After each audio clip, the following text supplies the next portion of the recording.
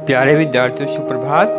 तो प्यारे विद्यार्थियों, हम अध्ययन कर रहे थे सूर्यकांत त्रिपाठी निराला जी की जो कविता है अर्थ नहीं रही है। इसमें आपके दो अवतरण, दो पद हो चुके थे। तो आज हम अध्ययन करते हैं इनके तृतीय अवतरण का। पत्तों से लदी डाल, कहीं हरी कहीं लाल, कहीं पड़ी है उर्मे मंद गंध पुष्पमाल, पाट पाट शोभा श्री पट नहीं रही है।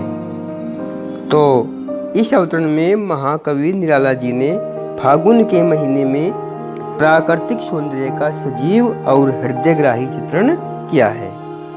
तो कवि कहते हैं कि फागुन महीने के आने पर इसका सौंदर्य केवल लोगों के तन मन पर ही नहीं अपितु संपूर्ण प्रकृति पर दृष्टिगोचर हो रहा है, क्योंकि जो पेड़ों की डालियां है वे कहीं तो लाल रंग की पत्तियों से लदी है और कहीं हरी पत्तियों से लदी है। पत्तों से लदी डाल, कहीं हरी कहीं लाल।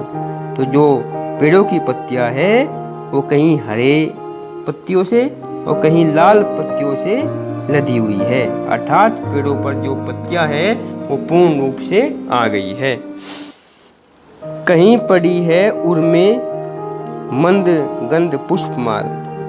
तो कवि कहता है कि कहीं पेड़ पौधों की छाती पर मंद सुगंध से सुगंधित फूलों की मालाएं शोभायमान हो रही है, क्योंकि पेड़ पौधों पर इतने फूल आ गए हैं कि ऐसा लग रहा है कि पेड़ों पर फूलों की मालाएं पड़ी है, अर्थात पेड़ पौधों की छाती पर सुगंधित फूलों की मालाएं शोभायमान हो रही है।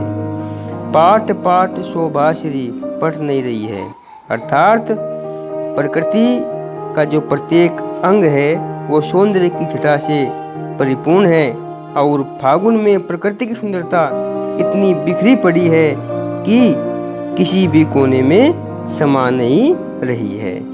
तो कवि कहता है कि फागुन मास के आगमन पर प्रकृति के प्रत्येक कोने में सुंदरता छा जाती है। चारों तरफ पेड़ पौधे रंग बिरंगे सुगंधित फूलों से लद जाते हैं। प्राकृतिक सौंदर्य इतना अधिक होता है कि उसके समाने के लिए जगह छोटा पड़ जाता है, अर्थात इतना सुंदर, इतना विचित्र, इतना अनुपम वातावरण हो जाता है कि उसके लिए जगह कम रह जाती है। तो भाव यह है कि फागुन का महीना बहुत ही मदमस्त होता है। तो इस अवतरण का भाव सौंदर्य है कि जो प्रकृति का जो प्रत्येक कोना है उसमें हर जगह सुंदरता समा गई है। जो पेड़ पौधे हैं वे रंग बिरंगे फूलों से लद गए हैं और प्राकृतिक सौंदर्य है वो इतना अधिक हो गया है कि उसके लिए, उसके समाने के लिए जगह भी हर जगह कम पड़ गई है।